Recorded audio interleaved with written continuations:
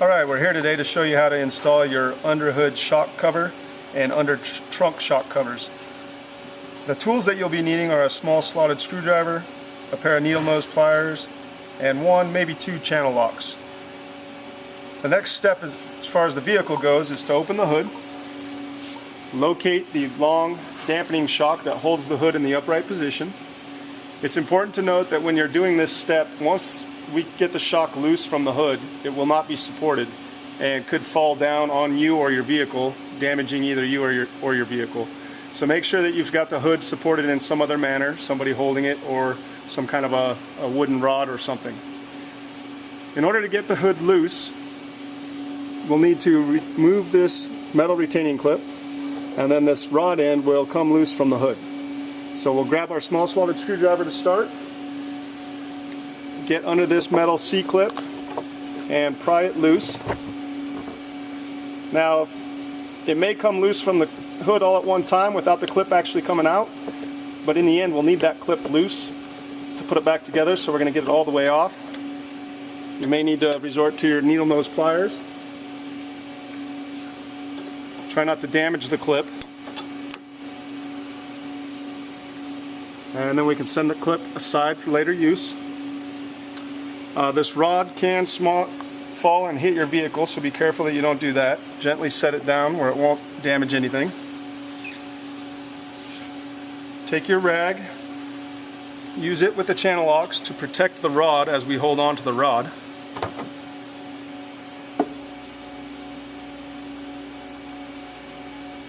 And then firmly holding the rod, you may need a second pair of pliers, but we're going to loosen this plastic rod in and take it off. Set it aside again for reassembly. Again, gently set the rod down so that it won't damage your vehicle. Find the long shock cover that is meant for under the hood. Find the orientation, which end to end shouldn't matter, and we'll be able to spin it once we have it on, so everything should be fine there. There are O-rings, one in each end, that hold it onto the shock body once it's in position. You may want to put a little light amount of oil on those to help slide them down, or even as we've done here, a little bit of oil about part way down the rod so that it'll slide into position. Taking care not to damage the new shock cover, slide it over the rod. Make sure you don't get hung up on the O-ring anywhere, like on this end, or as you start here, or on this lip, because if the O-ring gets pushed out of place, you'll need to take the shock cover back off, reseat the O-ring, and start over. It should slide gently down in. Once the second O-ring engages, it's going to get a little bit harder. Shouldn't get much. And now you want to just make sure that this end is aligned and this end aligned with the kind of the big part of the body right there. So about like this. Now you could rotate it, and we'll be able to rotate it later as well once we have it up in the vehicle. Now we can take our plastic rod end, screw it back onto the steel rod. Just make sure it's on there firmly. Just to make sure, we'll go ahead and use our rag again, our channel locks, to hold the rod without damaging it. And just kind of make sure that thing's good and tight. So we'll be good there.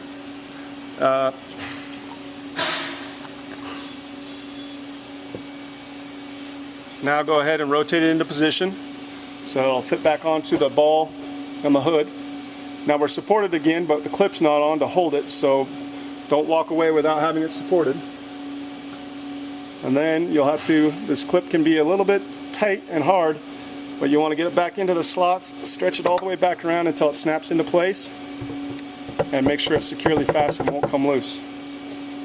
Again, now we can fix the rotation of our cover so that it looks appropriate, and wipe it down and enjoy. The trunk can be done in much the same manner, although since there are two in the trunk, if you do one and then the other, you will not have to support the trunk open.